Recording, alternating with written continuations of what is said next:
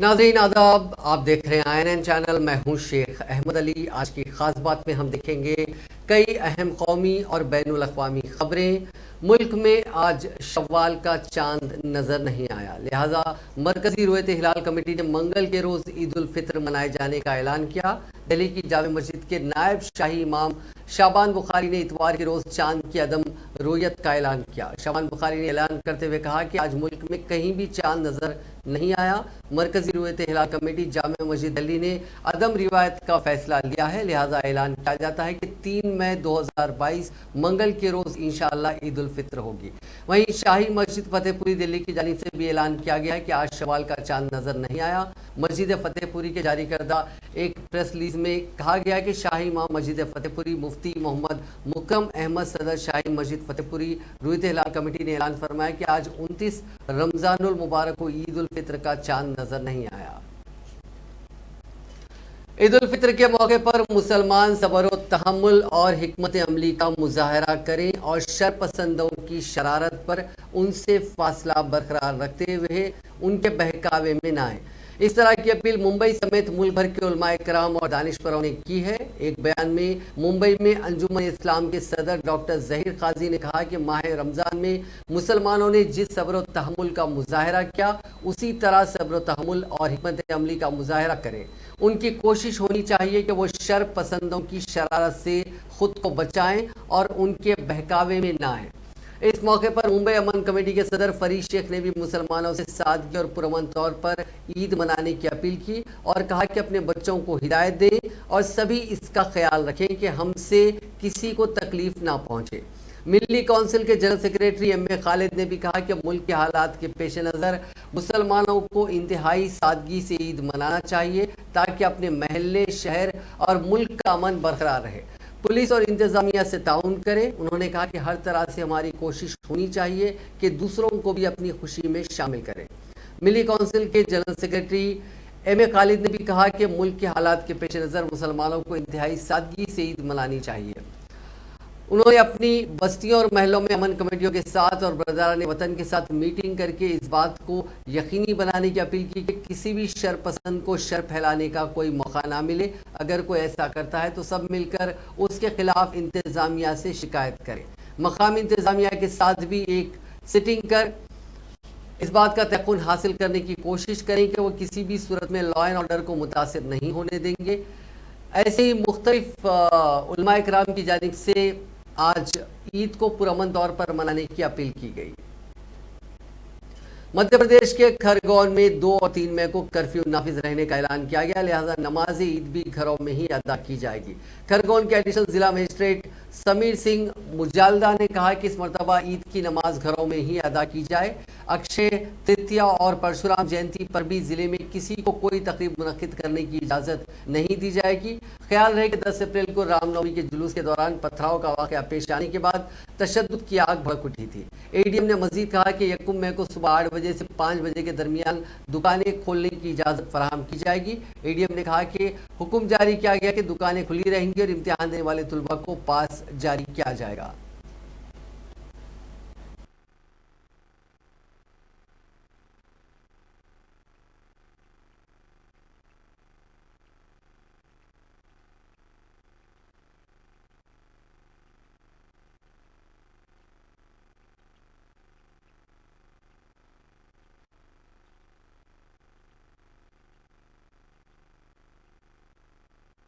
लेकर क्या निर्णय लिया सर? अभी कल 1 तारीख को 8 से 5 तक खुला रहेगा, 2 और 3 को संपूर्ण कर्फ्यू रहेगा। सर इसके अलावा जैसे शादी है, शादी वाले कल कल 5 बजे तक डाल सकते हैं। एग्ज़ाम के लिए बच्चों को कर्फ्यू पास जारी किया जाएगा। सर 2 और 3 को संपूर्ण कर्फ्यू 2 और 3 को संपूर्ण कर्फ्यू रहेगा। अब परिस्थिति के ऊपर है, कल का दिन भी देख लेते हैं। उसके बाद त्यौहार आया उसको लेकर भी विशेष तैयारी। अब त्यौहार ईद का है और अक्षय तृतीया का, सब अपने घर पे नमाज पढ़ेंगे। और अक्षय तृतीया में जो परशुराम रैली वगैरह, जुलूस वगैरह, सब पे प्रतिबंध है। शदीद गर्मी के दरमियान कोयले की कमी और कुछ बिजली घरों में तकनीकी मसाइल की वजह से बिजली बहरान का शिकार उत्तर प्रदेश में वजीर आला योगी आदित्यनाथ ने अफसरान को हिदायत दी कि ईद और दीगर त्योहारों में वाफर मिकदार में बिजली की फराहमी को यकीनी बनाएं। योगी ने इतवार को आला सतही टीम की एक मीटिंग में कहा कि अक्षय तृतीया, परशुराम जयंती और ईद के मौके पर गैर मुनक़ता बिजली फराहमी को यकीनी बनाया जाए, गैर ज़रूरी तौर से बिजली ना काटी जाए, मजहबी मकामात के आसपास सफाई, शफाफ पीने के पानी वगैरह के इंतजाम किए जाए, लोगों की सहूलियात का ध्यान रखें। उन्होंने बताया कि गुज़िश्ता रोज़ दिल्ली के अपने दौरे के दौरान उन्होंने मरकज़ी वज़ीर दाखिला, वज़ीर तवानाई और वज़ीर रेलवे के साथ बिजली की फराहमी के हवाले से मुस्बित बातचीत की। तीनों ने मुकम्मल ताउन का यकीन दिलाया। कोयले की नक़ल हमल के लिए रेलवे हमें इजाफी रैक देने जा रहा है तो मरकज़ी हुकूमत से इजाफी बिजली भी हासिल की जाएगी। रोस्टर के मुताबिक बिला तातुल बिजली की फराहमी के लिए मुनासिब इंतजाम किए जाएँ। इस वक्त सूरत हाल नॉर्मल है और रोस्टर के मुताबिक बिजली की फराहमी को यकीनी बनाएं। वज़ीर आला ने कहा कि हर सूरत इस बात को यकीनी बनाया जाए कि किसी एक सारिफ को बिजली का गलत बिल ना आए और सबको बिल वक्त पर मिले। मुल्क में इस वक्त बिजली बहरान चल रहा है। पीक पावर शॉर्टेज इस हफ्ते काफ़ी तेज़ी से बढ़ा है। पीर के रोज़ 5.24 गीगावाट के सिंगल डिजिट से जुमेरात को ये 10.77 गीगावाट के डबल डिजिट में पहुंच गया। इस कमी की वजह पावर जनरेशन प्लांट में कोयले की कमी, हीट वेव और कुछ दीगर चीज़ें हैं। National grid operator power system operations corporation यानी POSOCO के नए डेटा से पता चला कि इतवार के रोज़ पीक पावर शॉर्टेज 2.64 गीगावाट थी, जो पीर के रोज़ बढ़कर 5.24 गीगावाट, मंगल को 8.22 गीगावाट, चारशंबे को 10.29 और जुमेरात को 10.77 गीगावाट हो गई। जुमे के रोज़ ये 8.12 गीगावाट रही। दिलचस्प बात यह है कि मुल्क भर में तेज़ गर्मी के बीच इस हफ्ते में पीक पावर सप्लाई 3 बार रिकॉर्ड लेवल तक पहुंची। पीक पावर सप्लाई ने मंगल के रोज़ रिकॉर्ड 201.65 गीगावाट के लेवल को छुआ था। इसके बाद 204.64 गीगावाट का नया रिकॉर्ड बनाया और जुमे के रोज़ ये 207.11 गीगावाट के ऑल टाइम हाई पर पहुंच गया। चारशंबे को ये 200.65 गीगावाट थी और पीर के रोज़ 199.34 गीगावाट पर था। पिछले साल 7 जुलाई को पीक पावर सप्लाई 200.53 गीगावाट रही। एक्सपर्ट्स ने कहा कि डेटा साफ तौर पर दिखाता है कि डिमांड में तेजी आई है और बिजली की कमी ने बहरान को और गहरा दिया है। उनका कहना है कि मरकज़ और रियासती हुकूमतों की क़यादत में सभी स्टेक होल्डर्स को थर्मल प्लांट्स में कम कोयले के स्टॉक प्रोजेक्ट पर रेक किए वक्त पर अनलोडिंग, सप्लाई और इशू को मजबूती से निपटने की ज़रूरत है। उन्होंने कहा कि गर्मी के मौसम में अभी ये हाल है तो आने वाले दिनों में क्या होगा। केरला में पुलिस ने साबिक मेंबर असेंबली और केरला जनपक्षम सेक्युलर के लीडर PC जॉर्ज को मुबैना फिरका वाराना तबसरा करने के मामले में जिला कोटायम के एरा अटुपेट्टा में वाक़ उनके घर से इतवार के रोज़ गिरफ्तार कर लिया। पुलिस ने PC जॉर्ज को फिरका वाराना तबसरा करने के इल्ज़ाम में गिरफ्तार किया। तिरुवनंतपुरम में फोर्ट पुलिस ने PC जॉर्ज के खिलाफ 2 मजहबी ग्रुपों के दरमियान दुश्मनी पैदा करने का मामला दर्ज करके उन्हें गिरफ्तार किया। PC जॉर्ज ने जुमे को अनंतपुरी हिंदू महासम्मेलन से खिताब करते हुए कहा था कि मुसलमानों के रेस्टोरेंट्स और चाय खानों में लोगों को बांझपन की दवाइयां वाली चाय फरोख्त की जा रही है ताकि वो अपनी आबादी को कंट्रोल करने की सिमत में मुल्क की हिकमत अमली का हिस्सा बन सके। उन्होंने इल्ज़ाम लगाया था कि खाना थूक कर पेश किया जा रहा है, हम उनका थूक क्यों खाएं। उनके PC जॉर्ज 33 साल तक असेंबली के रुकन रहे हैं। साल 2016 में होने वाले असेंबली इंतखाबात के बाद उन्होंने अपनी पार्टी केरला जनपक्षम सेक्युलर बनाई। इससे पहले वो केरला कांग्रेस जोसेफ, केरला कांग्रेस मानी और केरला कांग्रेस सेक्युलर जैसी सियासी जमातों के रुकन रह चुके हैं। इंडिया ने ग्रॉस GST कलेक्शन में नया रिकॉर्ड बनाया है। अप्रैल 2022 में ग्रॉस GST रेवेन्यू 1,67,540 करोड़ रुपए रहा। इसमें CGST 33,159 करोड़ रुपए, SGST 41,793 करोड़ रुपए, IGST 81,939 करोड़ रुपए और सेस 10,649 करोड़ रुपए है। इससे पहले मार्च में GST कलेक्शन 1,42,095 करोड़ रुपए रहा था। अप्रैल 2021 की बात करें तो तब 1,39,708 करोड़ का GST कलेक्शन हुआ था, यानी सालाना की बुनियाद पर जीएसटी कलेक्शन में 20% का इजाफा दर्ज किया गया है। महंगाई के सताए अवाम को एक और झटका लगा है। मुल्क में आज यानी 1 मई से कमर्शियल एलपीजी सिलेंडर की कीमतों में इजाफा हुआ है। कमर्शियल एलपीजी सिलेंडर की कीमत में 104 रुपए का इजाफा हुआ। ये इजाफा घरेलू गैस सिलेंडर पर लागू नहीं होगा। यह कीमतें कमर्शियल गैस सिलेंडर पर बढ़ाई गई हैं। दिल्ली में 19 किलो के कमर्शियल सिलेंडर की कीमत में 102 रुपए का इजाफा किया गया, जो अब बढ़कर 2355 रुपए फी सिलेंडर हो गई। इससे कबल गुज़िश्ता माह 1 अप्रैल को कमर्शियल गैस सिलेंडर की कीमत में 268 रुपए 50 पैसे का इजाफा किया गया था। नई कीमतों के निफाज के बाद कोलकाता में कमर्शियल गैस सिलेंडर की कीमत में सबसे ज्यादा 104 रुपए का इजाफा हुआ, जबकि दिल्ली में ये 102 रुपए बढ़ाया गया। कोलकाता में कमर्शियल सिलेंडर की कीमत 2455 रुपए तक पहुंच गई है। पहले उसकी कीमत 2351 रुपए 50 पैसे थी। नायब सदर जमहूरिया वेंकैया नायडू ने आज आला तालीम को दही इलाकों में ले जाने और ज़्यादा जामे और मसावी बनाने पर जोर देते हुए कहा कि तालीम इंसानी तरक्की, मुल्क की तामीर और खुशहाल और पायदार आलमी मुस्तकबिल की तश्कील में कलीदी किरदार अदा करती है। दिल्ली यूनिवर्सिटी की सदी तकरीबात से खिताब करते हुए वेंकैया नायडू ने इस बात पर जोर दिया कि यूनिवर्सिटियों को माशरे के अहम मसाइल से निपटने के लिए इख्तिराई और आउट ऑफ बॉक्स ख्यालात सामने लाने चाहिए। Journey. Each milestone we achieve reminds us of the many more milestones that we need to travel. We are still go a long way. The thrill is when we keep the transformation going. As the ancient Vedic saying goes, Charai Veti, or keep moving. So this is what has been given to us. What we should avoid is stagnation. Being satisfied with what has been achieved, we should constantly reflect on the changing world and reshape and regenerate our institutions. The world is changing faster. Globalization is a reality. Climate change also is a reality. So these challenges, as I told you, poverty, illiteracy, urban-rural divide, discrimination on gender, in certain areas social discrimination. These are the challenges we have. For that, the leadership should come from the institutions of knowledge, universities. I am happy we have the education minister here.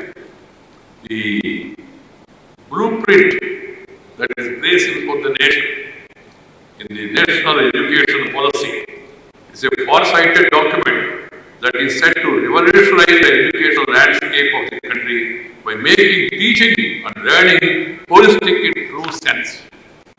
With the NEP's emphasis on interdisciplinary learning, research and knowledge generation, multilingual education is also important policy initiatives. The educational scene all over the country is in for a major transformation. In particular, try to emphasize the role of importing education in one's mother tongue. I am very keen about it. Students, if they learn early their basic education in mother tongue, they will be able to grasp it. If it is taught in another tongue, other language, foreign language, it will first they have to learn. Madhya Pradesh में अब निजी और सरकारी इमलाक को नुकसान पहुंचाने वालों से हर्जाना वसूल किया जाएगा। इस एक्ट का नोटिफिकेशन जारी कर दिया गया। रियासती वज़ीर दाखिला डॉक्टर निरुत्तम मिश्रा ने बताया कि जो लोग निजी और सरकारी इमलाक को नुकसान पहुंचाते हैं उनसे कवायद के मुताबिक कार्रवाई करके वसूली की जाएगी। इस सिलसिले में 30 अप्रैल को मध्य प्रदेश गैजेट में पब्लिक और प्राइवेट इमलाक को नुकसान की रोकथाम और नुकसान की वसूली एक्ट के मुताल्लिक़ नोटिफिकेशन शाया किया गया। रियासती वज़ीर दाखिला मिश्रा ने बताया कि ये एक्ट गैजेट में इशात की तारीख से नाफिज होगा। निजी या सरकारी इमलाक को पहुंचने वाले नुकसान की वसूली के लिए दावा किया जा सकता है। इसके लिए एक तरीक़ेकार तय किया गया। इसमें क्लेम्स ट्रिब्यूनल तश्कील दिया जाएगा और चेयरमैन और मेंबरान का तकर्रुर किया जाएगा। नोटिफिकेशन में चेयरमैन और मेंबरान की सर्विसेज की शराइत और अख्तियारात का जिक्र किया गया। इस ट्रिब्यूनल में दावे सुने जाएंगे और गवाहों की शहादतें ली जाएंगी। एक्ट में दस्तावेजात के अफशा होने से मुतालिक कोड ऑफ सिविल प्रोसीजर 1908 के दफात की उन कवायद के तहत तफ्तीश के सिलसिले में लागू होंगी। डॉक्टर मिश्रा ने बताया कि एक्ट में की गई दफात के मुताबिक क्लेम्स ट्रिब्यूनल का फैसला तहरीरी हुक्म होगा। इसकी खुली अदालत में समाअत होगी। हर फैसला और हुक्म की असल कॉपी डिस्ट्रिक्ट मजिस्ट्रेट के जुडिशल रिकॉर्ड रूम में पेश की जाएगी। एक्ट में 90 दिनों के अंदर हाईकोर्ट के सामने ट्रिब्यूनल के हुक्म के खिलाफ अपील पेश करने का भी बंदोबस्त किया गया है। नवमुंतखब army chief general Manoj Pande ने कहा कि बदलते हुए हालात में मौजूदा और मुस्तकबिल के चैलेंजों से निपटने के लिए फौज को पूरी तरह तैयार रखना उनकी अवलीन तरजीह होगी। मुल्क के 29वें आर्मी चीफ के तौर पर ओहदा संभालने वाले जनरल पांडे को इतवार को साउथ ब्लॉक के लान में गार्ड ऑफ ऑनर पेश किया गया। इस मौके पर बहरिया के सरबराह एडमिरल आर हरी कुमार और फिदाइया के सरबराह air chief marshal VR Chaudhari भी मौजूद थे। सुबुगदोश होने वाले army chief general Manoj Mukund Naravane के 30 अप्रैल को रिटायर होने के बाद जनरल पांडे ने नए आर्मी चीफ का ओहदा संभाला है। बाद में साथियों से बात करते हुए जनरल पांडे ने कहा कि मौजूदा और मुस्तकबिल के तमाम किस्म के चैलेंजेस से निपटने के लिए फौज को आला सतह पर पूरी तरह तैयार रखना उनकी अवलीन तरजीह होगी। उन्होंने यूक्रेन रूस जंग का जिक्र करते हुए कहा कि जोग्राफियाई सियासी सूरत हाल बहुत तेजी से बदल रही है और हमारे सामने बहुत से चैलेंजेस हैं। ये फौज का फर्ज है कि वो बाकी दो फौजों के साथ मिलकर किसी भी चैलेंज का मुकाबला करने के लिए तैयार रहे। मारूफ माहिर इख्तिसादियात सुमन बेरी ने इतवार को नीति आयोग के वाइस चेयरमैन का ओहदा संभाल लिया। नीति आयोग ने आज बताया कि बेरी की तकर्रुरी 1 मई 2022 से नाफिजुल अमल है। वो एक तजुर्बेकार पॉलिसी माहिर माशियात और रिसर्च एडमिनिस्ट्रेटर हैं। बेरी ने हुकूमत के एक अहम थिंक टैंक के सरबराह के तौर पर डॉक्टर राजीव कुमार से ओहदा संभाला। उन्होंने कहा कि राजीव कुमार ने मुझे एक मजबूत तंजीम सौंपी है जिसमें बहुत सारी नई नौजवान सलाहियतें शामिल हैं और हुकूमत के अंदर और बाहर तमाम शराकतदारों के साथ मजबूती से जुड़ी हैं। उन्होंने कहा कि मैं इस बड़े आलमी गैर यकीनी दौर में इसका चार्ज सौंपने पर इंतहाई फख्र महसूस कर रहा हूँ। कांग्रेस के साबिक सदर राहुल गांधी ने आलमी यौम मजदूर पर मजदूरों को मुबारकबाद देते हुए यकीन दिलाया कि कांग्रेस मजदूरों के मफाद के लिए हमेशा उनके साथ खड़ी रहेगी। राहुल गांधी ने इतवार को ट्वीट किया कि किसी भी मुल्क की तरक्की मजदूरों के बगैर नामुमकिन है। मुल्क की तामीर में खुद को वक्फ करने वाले मेरे तमाम मजदूर भाइयों और बहनों को आलमी यौम मजदूर मुबारक यानी मे डे।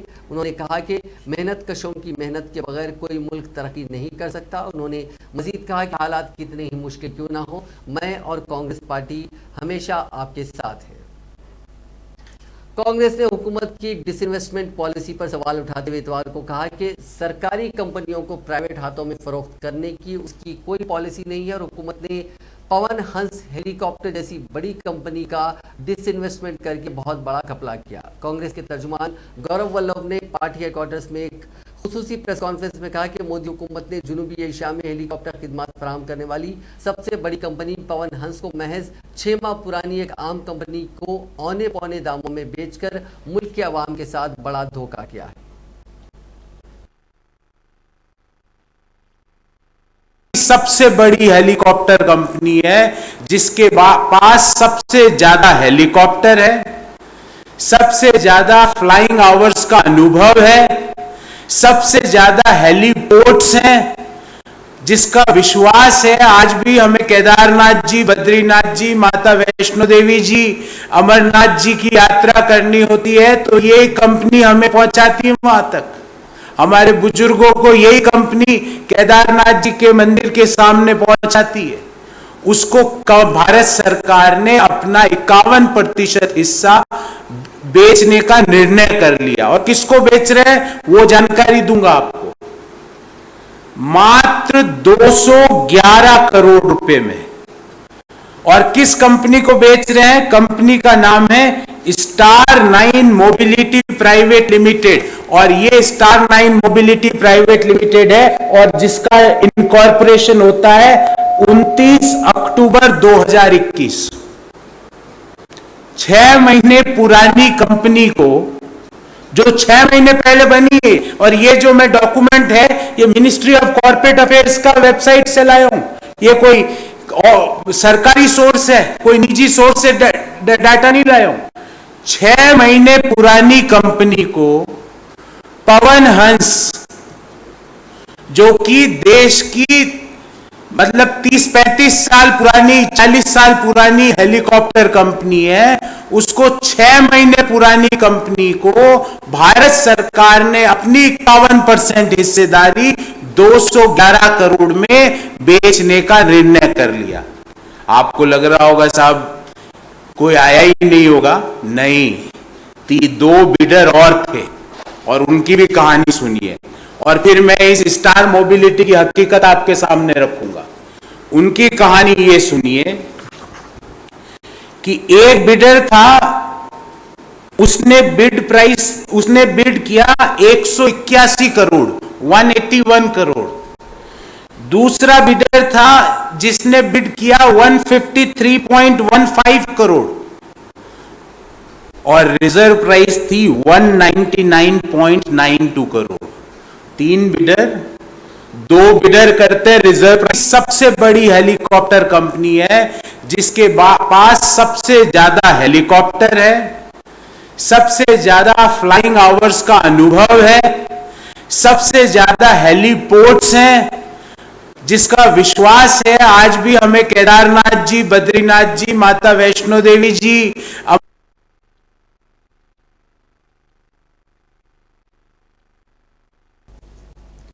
गुजरात के भरूच में इतवार के रोज रैली करने पहुंचे आम आदमी पार्टी के कन्वीनर अरविंद केजरीवाल ने जनता से अपनी पार्टी को एक मौका देने की अपील की। चंदेरिया में मुनक्किद आदिवासी संकल्प सम्मेलन में दिल्ली के वज़ीर आला ने बरसर इक़्तिदार बीजेपी पर 27 साल में गुजरात को बदहाल करने का इल्ज़ाम लगाया। साथ ही अपनी पार्टी को मौका मिलने पर गुजरात में भी दिल्ली और पंजाब जैसा गवर्नेंस मॉडल लागू करने की बात कही। मुझे गंदी पॉलिटिक्स करनी नहीं आती, मुझे चोरी करनी नहीं आती, मुझे भ्रष्टाचार करना नहीं आता, मुझे काम करना आता है।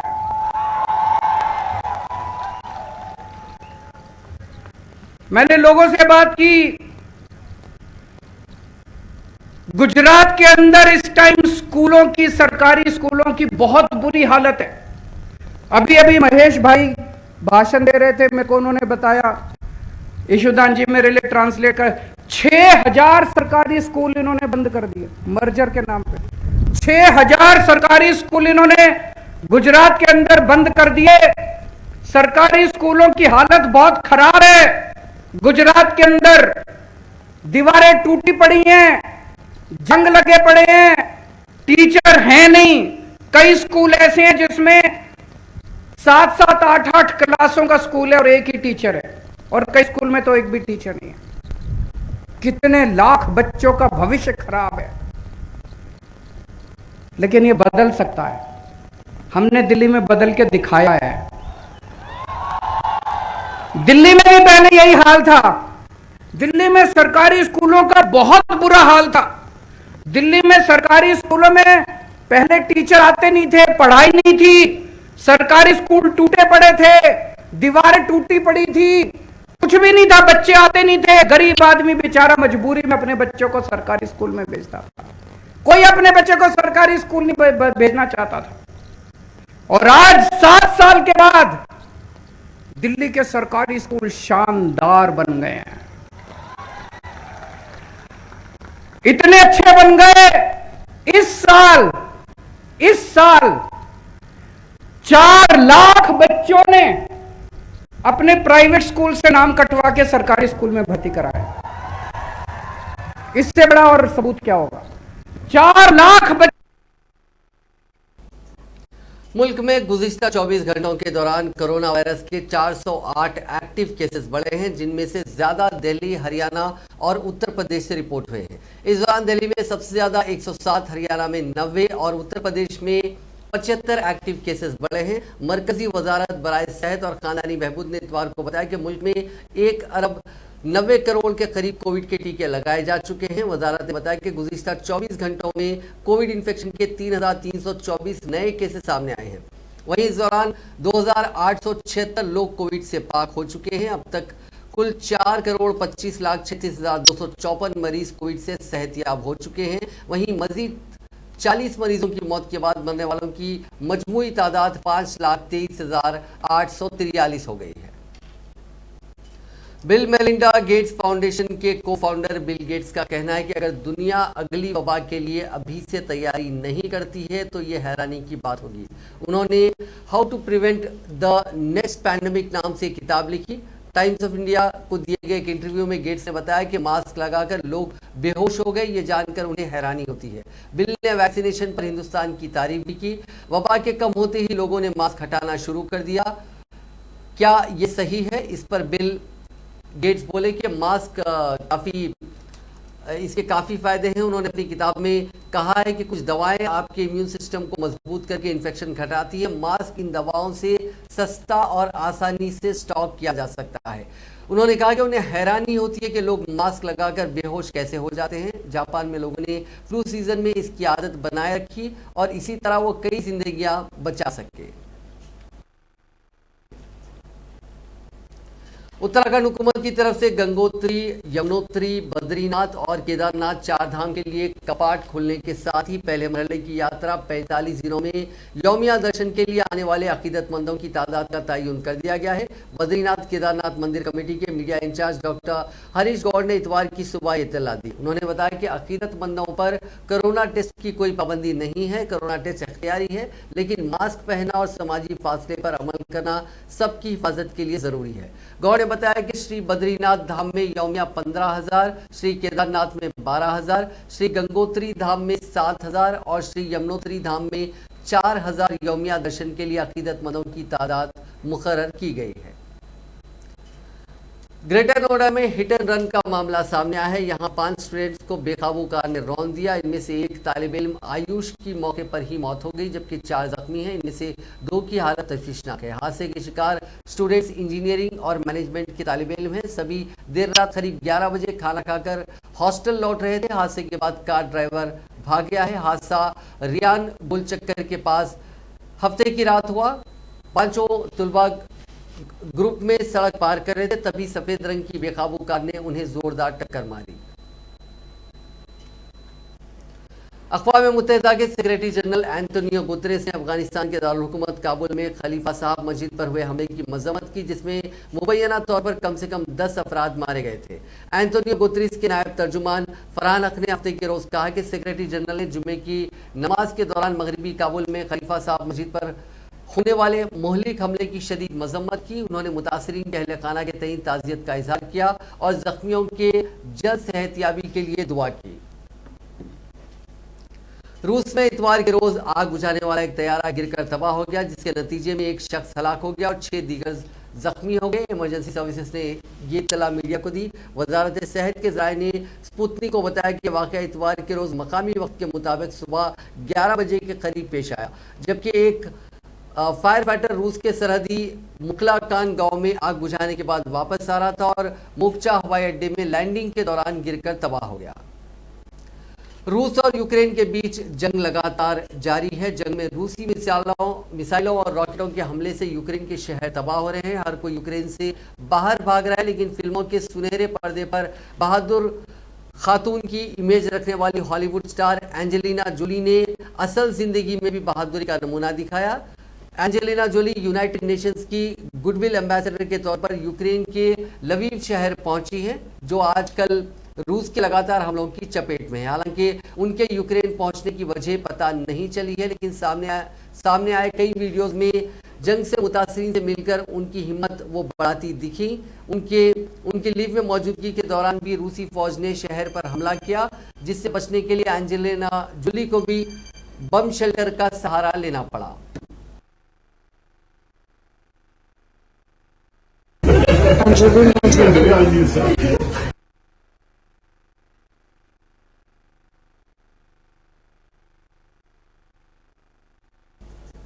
नाज़रीन, आज की खास बात में बस इतना ही। आपसे कल मुलाकात होगी नई खबरों के साथ। आप देखते रहिए INN चैनल।